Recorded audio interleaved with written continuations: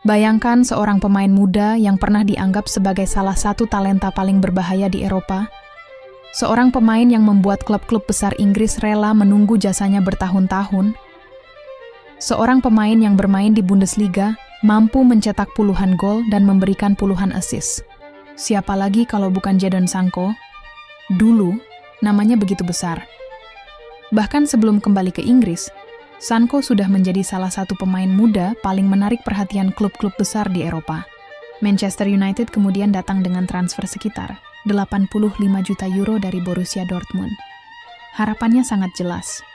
Sancho bukan sekadar pemain baru, dia diproyeksikan menjadi bintang utama Setan Merah. Sancho menjadi salah satu pemain terbaik Inggris, namun beberapa tahun kemudian, cerita itu berubah menjadi sesuatu yang sulit dipercaya.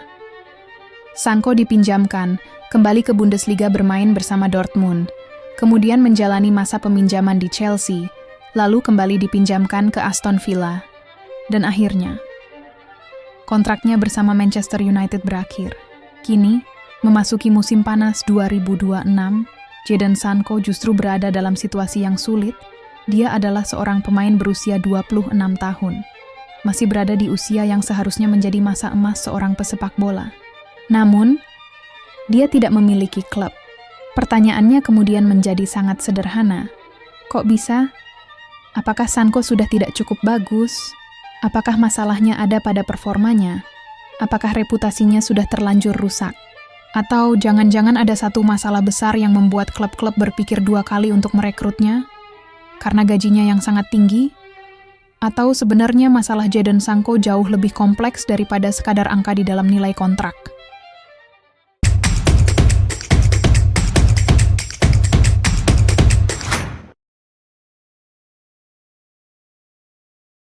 Sebelum kita membahas soal gajinya yang sangat tinggi, kita harus kembali ke awal. Karena untuk memahami mengapa Sancho sekarang berada dalam situasi seperti ini, kita harus mengingat siapa sebenarnya Jadon Sancho. Sancho bukan pemain yang tiba-tiba terkenal. Dia bukan pemain yang mendapatkan kesempatan hanya karena kebetulan. Sejak usia muda, Sancho sudah dianggap memiliki bakat luar biasa. Dia memulai perjalanan sepak bolanya di Inggris. Namun pada usia muda, Sancho mengambil keputusan besar. Dia meninggalkan Inggris dan ia memilih pergi ke Jerman. Keputusan itulah yang kemudian mengubah karirnya. Di Borussia Dortmund, Sancho menemukan sesuatu yang sangat penting. Kepercayaan, menit bermain dan kebebasan. Di sana, Sancho berkembang menjadi salah satu winger muda paling menarik di Eropa. Dia memiliki kecepatan, dribble yang bagus, kreativitas dan kemampuan melewati satu lawan satu, dan yang paling penting, produktivitas.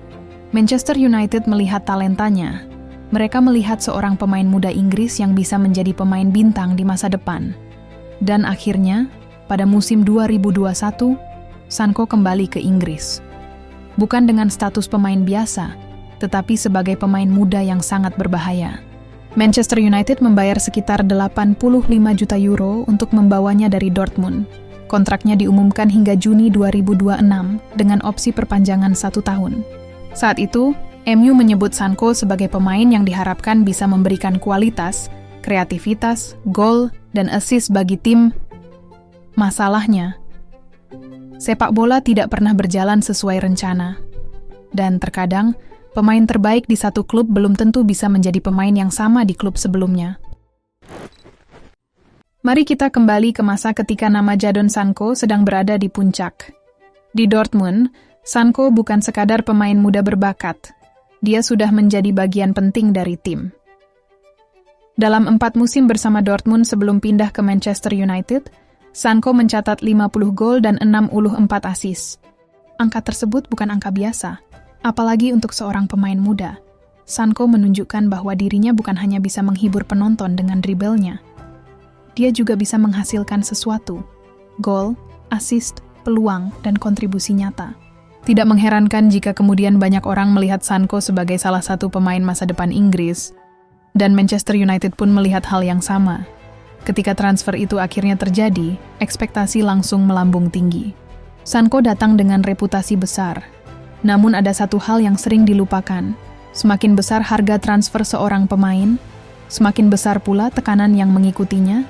Sanko datang dengan harga sekitar 85 juta euro.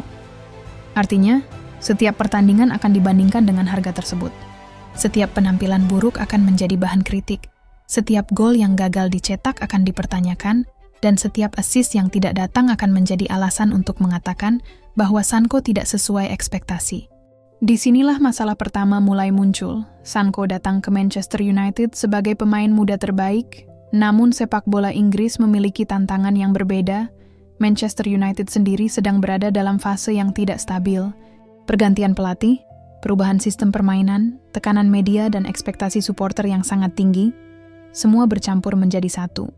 Sanko tidak pernah benar-benar mendapatkan situasi yang stabil untuk berkembang, seperti ketika dirinya berada di Dortmund. Dan perlahan, pemain yang dulu terlihat begitu percaya diri mulai kehilangan tempatnya. Ketika situasi di Manchester United semakin sulit, Sanko akhirnya kembali ke Dortmund dengan status pinjaman pada paruh kedua musim 2023-24. Dan menariknya, kembalinya Sanko ke Dortmund terasa seperti sebuah kesempatan kedua. Seolah-olah seorang pemain yang tersesat akhirnya kembali menemukan rumahnya. Di Dortmund, Sanko kembali bermain. Dia kembali merasakan atmosfer yang sudah sangat dikenalnya. Dan yang paling penting, dia kembali dipercaya. Bahkan Sanko berhasil membantu Dortmund mencapai final Liga Champions melawan Real Madrid. Namun masalahnya, masa peminjaman itu tidak berlangsung selamanya. Sanko harus kembali ke Manchester United, dan ketika kembali ke Inggris, masa depannya tetap tidak jelas. Dortmund memang sempat mempertimbangkan untuk membawanya kembali, namun kondisi finansial menjadi salah satu faktor penting, karena Sanko bukan lagi pemain muda murah yang bisa direkrut dengan mudah. Dia pernah dibeli Manchester United dengan harga tinggi, dia memiliki riwayat kontrak besar, dan klub yang ingin merekrutnya harus menghitung uang semuanya. Bukan hanya harga transfer, tetapi juga gajinya dan resiko jika performanya tidak kembali ke level terbaik. Musim berikutnya, Sanko mendapatkan kesempatan baru. Dia berlabuh ke Chelsea, klub besar, liga yang sama, dan tentu saja, ekspektasi yang kembali besar. Sanko bergabung dengan status pinjaman pada musim 2024-25, setelah sebelumnya kembali dari Dortmund. Chelsea berharap Sanko bisa memberikan kreativitas di lini depan. Namun perjalanan itu juga tidak benar-benar mengubah karirnya. Sanko masih menunjukkan performa yang angin-anginan. Dan ketika seorang pemain berusia muda sudah beberapa kali berpindah klub hanya dalam waktu singkat, pertanyaan mulai muncul. Apakah masalahnya ada pada klub, atau pemainnya, atau mungkin kombinasi keduanya? Karena Sanko sebenarnya masih memiliki kualitas, tetapi klub-klub besar tidak hanya membeli nama besarnya. Mereka membeli kepastian.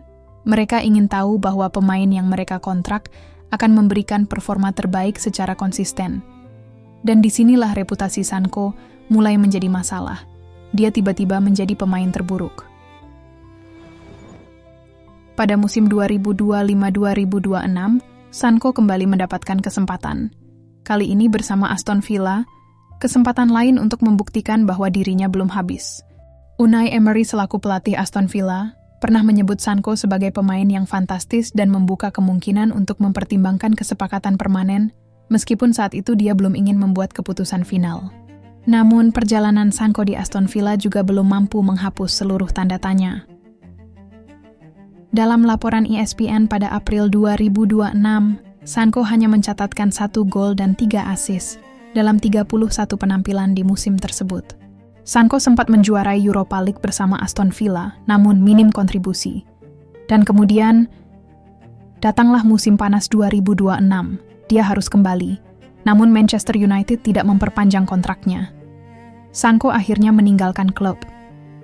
Bukan dengan transfer puluhan juta euro, bukan dengan perpisahan sebagai pemain bintang, tetapi sebagai pemain yang berstatus bebas transfer.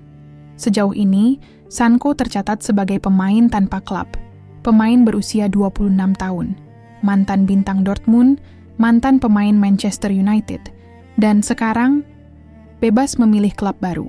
Di atas kertas, seharusnya situasi ini menjadi keuntungan, karena klub tidak perlu membayar biaya transfer. Namun kenyataannya tidak sesederhana itu. Tidak perlu diperdebatkan, Sanko memiliki kemampuan, tetapi pertanyaannya adalah, apakah dia masih cocok dengan kebutuhan klub-klub besar? Sanko paling berbahaya ketika bermain dengan kebebasan, menghadapi bek lawan 1 lawan 1, masuk ke area berbahaya dan menciptakan peluang. Tetapi sepak bola modern menuntut lebih dari itu. Winger sekarang harus mampu melakukan pressing, bertahan, menutup ruang, beradaptasi dengan sistem dan pergerakan tanpa bola. Jika seorang pelatih tidak melihat Sanko sebagai pemain yang tepat untuk sistemnya, maka kemampuan individu saja tidak cukup. Inilah yang membuat situasi Sanko menjadi rumit. Dia masih memiliki kualitas, tetapi klub harus yakin bahwa kualitas itu bisa dimanfaatkan secara maksimal.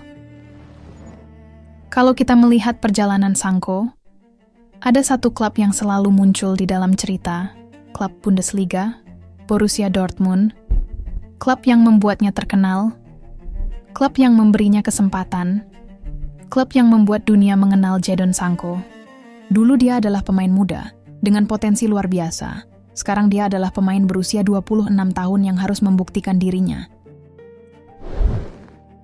Mungkin menjadi keputusan terbesar dalam karier Jadon Sancho. Apakah dia akan mencari klub yang menawarkan gaji tinggi, atau apakah dia akan memilih klub yang memberikan kesempatan terbaik untuk membangun kembali karirnya? Karena saat ini, Sancho mungkin berada dalam situasi sulit, di mana keputusan finansial dan keputusan sepak bola harus dipisahkan.